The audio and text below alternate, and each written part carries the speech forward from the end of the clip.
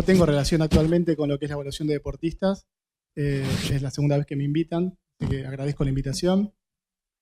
Y tal vez esto tenga que ver un poco con mi pasado, que estuve muy emparentado con la actividad deportiva durante las primeras etapas de mi formación médica. Y es un tema que siempre me apasionó y por eso, bueno, tal vez me llaman para hablar de este tema. Yo vengo a hablar de lo que nos toca ver como cardiólogos todos los días. Estoy con problemas con la flechita. ¿Esta es? ¿Sí? Ahí está, ahí pasó. ¿Qué es lo que nos toca a todos los cardiólogos en el consultorio para decidir si un atleta puede o no participar de la competencia? Y todos conocemos el rol beneficioso del ejercicio en la población a través de lo que es la modificación de los factores de riesgo coronario y la reducción de la mortalidad. Pero sin embargo, el ejercicio es un gran desafío a la homeostasis del cuerpo, porque hay mecanismos que actúan muy finamente para evitar alteraciones hidroelectrolíticas principalmente, sobre todo de los canales de potasio y el estímulo adrenérgico, que pasen que la célula esté vulnerable para la aparición de arritmias. Después vamos a hablar un poquito más en detalle de eso. Y todos sabemos que actividad física significa salud, pero sin embargo, si hay condiciones cardiovasculares preexistentes, esa situación de desafío al sistema homeostático puede generar riesgo de muerte súbita.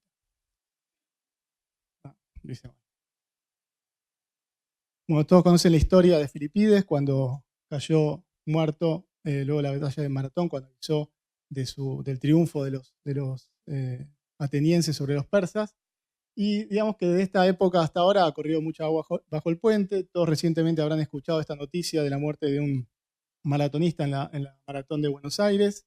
Y digamos que todo lo que fue muerte súbita en el deporte, si bien inicialmente pasó desapercibido, a partir de la década del 70 comenzaron a haber más reportes y a preocuparse más la comunidad, tal vez por la influencia de los medios y la masividad de los medios, y enterarse que gente que es aparentemente la población más sana puede morirse súbitamente durante el ejercicio. Es así que todos ustedes sabrán y lo viven, que cada vez reciben más consultas sobre deportistas que quieren hacer algún tipo de competencia y que cada vez aumentan más las proporciones de deportistas que habitualmente no eran competitivos, pero quieren hacer deportes que hoy en día su nivel de entrenamiento los puede llegar a niveles demasiado exagerados de actividad y que no están preparados para ello. Por lo tanto, la definición de lo que es un atleta competitivo también se ha desafiado porque las modas han llevado a que gente que todo el día está en la oficina haciendo cosas quiera hacer CrossFit, quiera hacer un montón de cosas para las cuales no, o maratones. Así que todos conocen un poco lo que es la distribución de las causas de muerte súbita. Esta es la diapositiva clásica de Maron. Y yendo un poco a lo que es la fisiopatología, es difícil creer que con la evaluación que nosotros hacemos, la evaluación precompetitiva, podamos predecir exactamente que esa persona, ese deportista, no paciente, no vaya a tener ningún evento durante la actividad. La verdad que resulta bastante difícil. Como les decía, el ejercicio es un desafío muy importante para la homeostasis.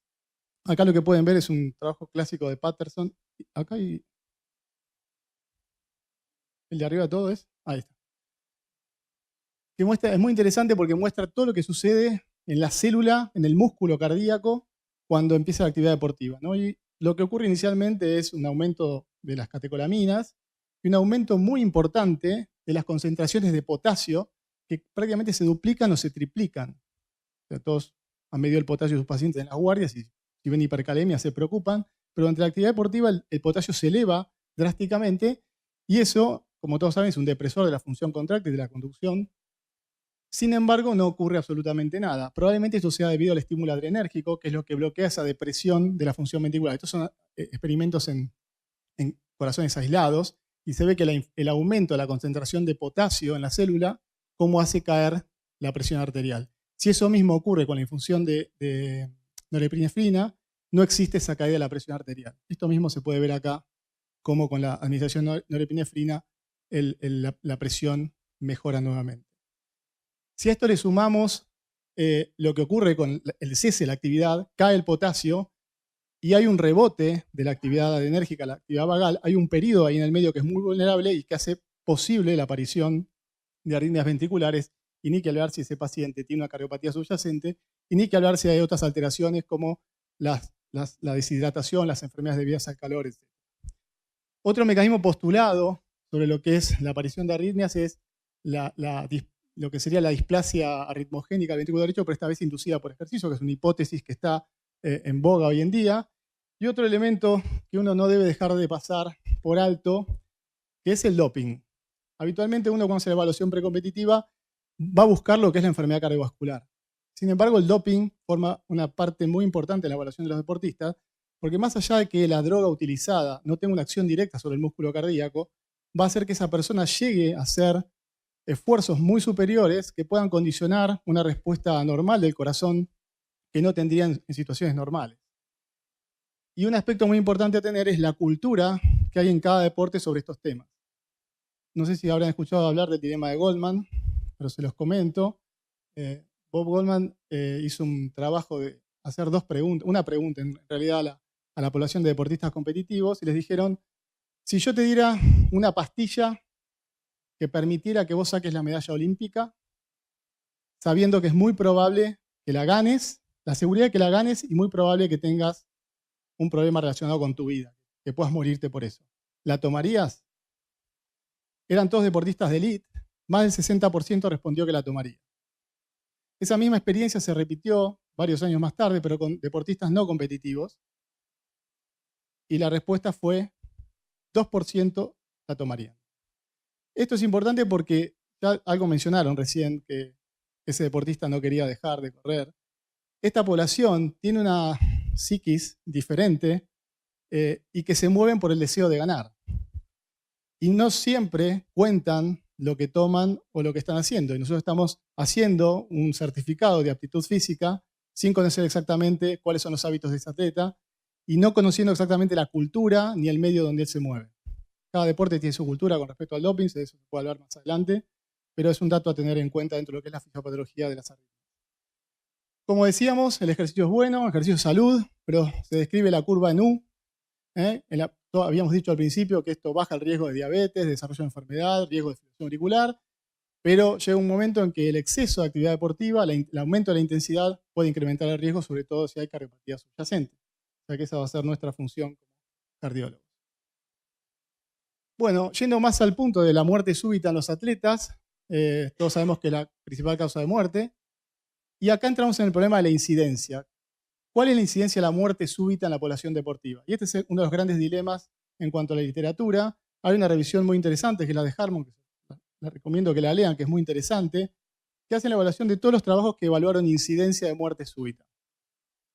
Y lo que les puedo resumir es que el gran problema es que hay metodologías diferentes para estimar la incidencia, cómo se identificaron los casos de muerte súbita.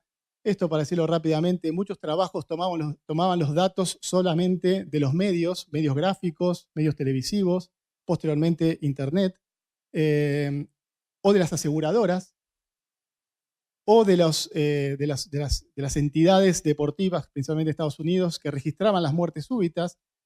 ¿Y cuáles registraban? Registraban las que ocurrían en el campo de deportes o las que registraban dentro del club, pero no registraban las muertes que ocurrían cuando ese deportista iba a comprar al supermercado. Por lo tanto, la medición del denominador y el numerador para calcular la incidencia era muy variable en todos los trabajos. Otro problema es, ¿incluían los paros cardíacos resucitados? Algunos sí, otros no. Y esto es la muerte súbita más allá de la práctica deportiva, que lo que decía, va a comprar el pan y se muere súbitamente, pero es un deportista de élite que entrena fuertemente durante la semana. Hay un acuerdo general en que uno debe hacer el screening para evaluar patología. O sea, esto no quiere decir que uno no deba hacer evaluación precompetitiva, porque es una oportunidad para detectar pacientes con patología. Y ellos, basados en la síntesis de toda la información de todos los trabajos, podían establecer que la incidencia mínima de muerte súbita en atletas era de entre 1 en 50.000 y 1 en 80.000, como mínimo.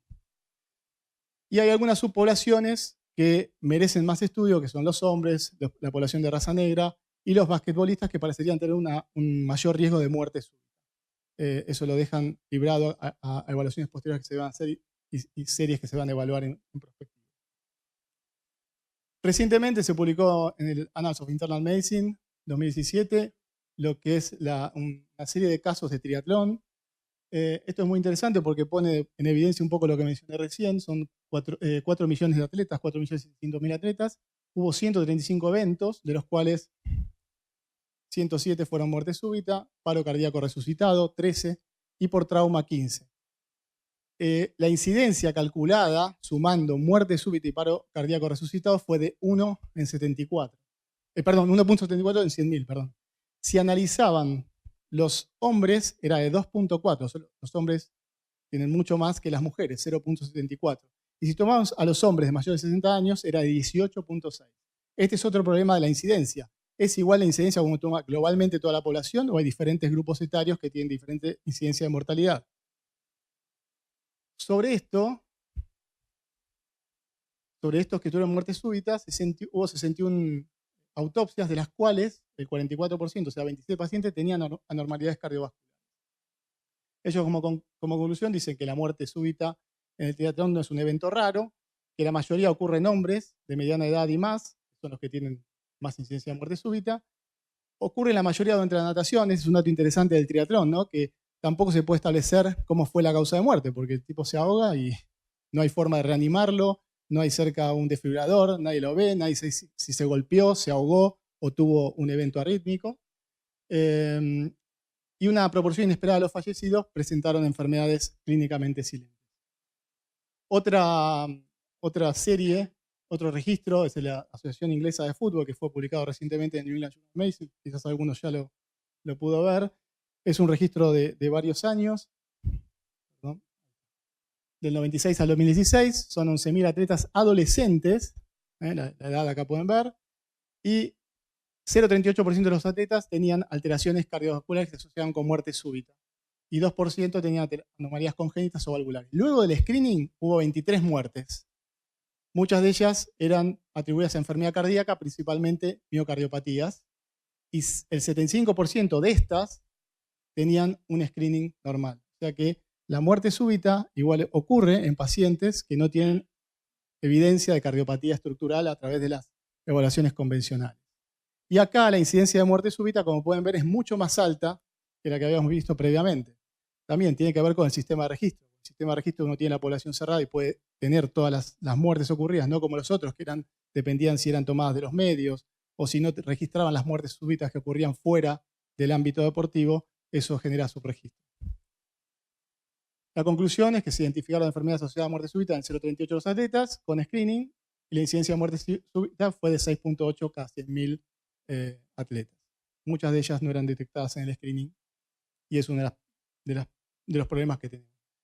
Con respecto a la incidencia, podríamos resumir que todo lo que se refiera a enfermedades, a canalopatías que estarían determinadas a nivel genético, tiene una distribución anormal, más corrida hacia la izquierda. Las miocardiopatías parecerían tener una distribución mucho más normal a lo largo de todos los rangos etarios, y la enfermedad coronaria aterosclerótica, una desviación más hacia la derecha, porque es más frecuente ver en personas más añosas. ¿Qué herramientas disponemos? Bueno, tenemos la norma, digamos, la guía de la American Heart Association, que se basa simplemente en preguntas de la historia personal, de la historia familiar y del examen físico. No tiene en cuenta el electro, mientras que la Sociedad Europea de Cardiología sí tiene en cuenta la realización del electro. Eso es un gran debate, una gran antinomia entre los americanos y los europeos, que el electro no hay que hacerlo, que el electro hay que hacerlo. Hay razones que tienen que ver con lo económico, hay razones con que en Estados Unidos la evaluación no la hacen los médicos, sino que la hace personal paramédico.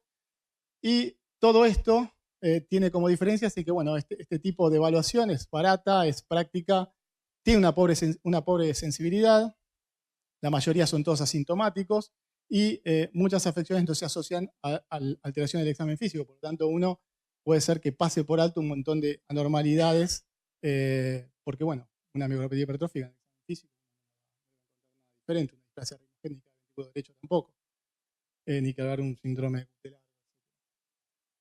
Y los europeos tomaron una actitud con respecto a la evaluación en realizar electros basados en el estudio de Benetton, donde ellos evaluaron atletas competitivos, y en el seguimiento lo que vieron es que luego de hacer la evaluación sistemática demostró una reducción de la mortalidad. Y en esto se basa esta vieja antinomia de hacer electro versus no hacer electro, que unos encontraron más miocardiopatía y que eso bajó la mortalidad, y que los otros consideran que como la mortalidad no cambia con la evaluación del electro, ellos siguen haciendo la evaluación sin el electrograma. Un metaanálisis bastante reciente muestra que el electro sí es bastante eficaz para el screening del atleta. Tiene una importante, acá dice sensibilidad, ¿no? Ahí arriba, se ve, acá está la especificidad, se ve, falso positivo y likelihood ratio positivo. Como ven, tiene un likelihood ratio muy alto, es mucho más sensible que la historia clínica y que el examen físico, y por lo tanto uno debería hacer electro en la evaluación precompetitiva.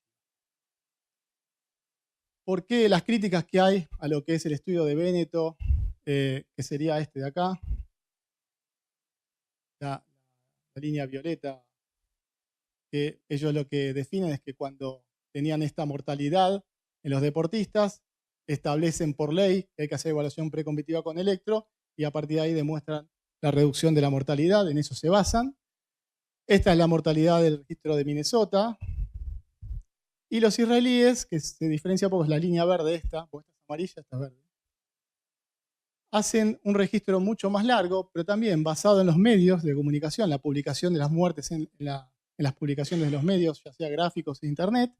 Y claro, ellos dicen, bueno, nosotros encontramos esto. Si nosotros hubiésemos hecho la evaluación de la mortalidad, empezamos acá y la cortamos acá, hubiésemos dicho que bajamos la mortalidad. O si lo hubiésemos tomado acá y acá, no hubiésemos demostrado disminución de la mortalidad. O sea que esas son las críticas que hay sobre lo que es la evaluación de la mortalidad en el estudio de Benetton, y bueno, es una discusión sin fin, pero bueno, yo creo que hay que hacer el electrograma en los deportistas en evaluación precompetitiva.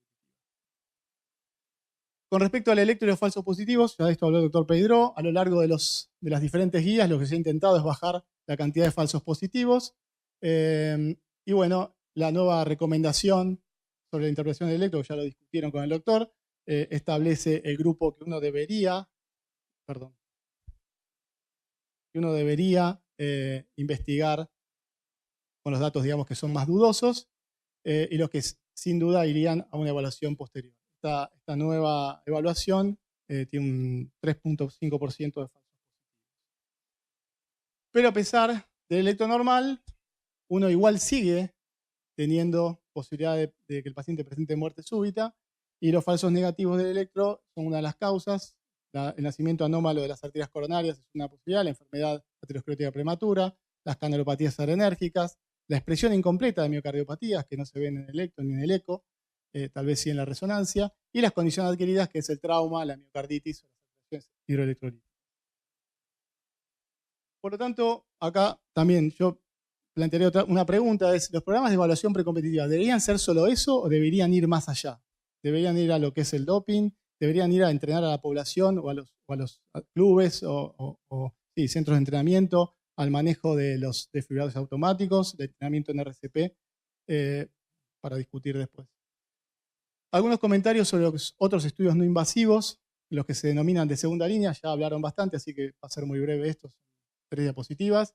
Con respecto a la ergometría, todos sabemos que la ergometría, cuando la utilizamos en poblaciones que están poco expuestas al riesgo, en pacientes asintomáticos, su poder de discriminación es pobre, o sea que no tienen buena sensibilidad y especificidad. Por lo tanto, uno debería utilizarlas en las poblaciones de más riesgo, con factores de riesgo coronario, pero en pacientes asintomáticos su valor es bastante relativo y tiene una gran cantidad de falsos positivos. Y con respecto a las imágenes, forman parte de la evaluación en aquellos pacientes que han sido detectados como posibles portadores de cardiopatía en el examen inicial. Y acá hubo alguna pregunta de que, bueno, ¿le harían un Holter y en qué caso le harían más estudios? Eso no lo dice ninguna guía. Si uno dice sospecho que, es el motor para hacer más estudios. O sea que entra mucho dentro de lo que es el criterio clínico en ese momento. Con respecto al eco, se ha testeado como un estudio de primera línea en varios trabajos, y se han incluso estudiado modalidades mucho más abreviadas de hacer 2 vistas. Bueno, y la verdad que no se demostró que fuera costo efectivo, incluso es bastante más caro, los tiempos, y tiene un gran problema que es la zona gris de la hipertrofia, ¿no? La hipertrofia, también se comentó algo, lo que es la hipertrofia fisiológica, la patológica, y el eco no puede diferenciar muy bien esas dos entidades. La tomografía multicorte, uno podría hacer en los pacientes con sospecha de enfermedad coronaria, que tienen un riesgo bajo o intermedio según score de Framingham, que es lo que usamos habitualmente. En ese caso, por el alto valor predictivo negativo, o sea, una tomografía multicorte normal en esa población descartaría la enfermedad coronaria. Y tiene utilidad en lo que es la sospecha de nacimiento anómalo de arterias coronarias. Con respecto a la resonancia, es superior al eco cuando se lo compara en lo que es la evaluación morfológica y funcional, y tiene la ventaja de gadolinio en ver lo que es la captación tardía de gadolinio para diferenciar miocardiopatías, miocarditis, y poder detectar mejor esta discrepancia entre lo que es la hipertrofia ventricular izquierda fisiológica y la patológica. Esto con respecto al test genético lo traje porque me pareció interesante el trabajo. En realidad lo que demuestra el trabajo es que es extremadamente caro y que no agrega mucho más a lo ya conocido. Ellos acá lo que hicieron fue estudiar 100 atletas, 50 de raza blanca, 50 de raza negra, teniendo en cuenta que las T negativas tienen una implicancia pronóstica diferente en ambas poblaciones, y esos pacientes que solamente tenían T negativas y un eco normal, lo que hicieron fue agregar el test genético, y el test genético no demostró mejorar el rendimiento diagnóstico de las pruebas iniciales, al menos por el momento. Como conclusión, la evaluación precompetitiva es una recomendación de las sociedades científicas. Si bien es útil, está basada en consenso de expertos. Yo creo que hay que hacer una adecuada puesta en valor, y esto es importante transmitírselo al paciente, porque el paciente viene a buscar eso y piensa que es el salvoconducto a la vida eterna, y no es así. La ausencia de normalidad no confiere protección para muerte súbita. Los criterios electrográficos actuales se asocian con una baja tasa de falsos positivos, como ya mencionamos, en atletas de raza blanca. Se debe ver más allá de la cardiopatía, se debe pensar en el doping, se debe interrogar sobre el doping. Educación en RCP. Los estudios denominados de segunda línea poseen diferente utilidad en función de la probabilidad pretest determinada en la evaluación inicial. Y a la hora de recomendar actividad física, recordar la curva en U.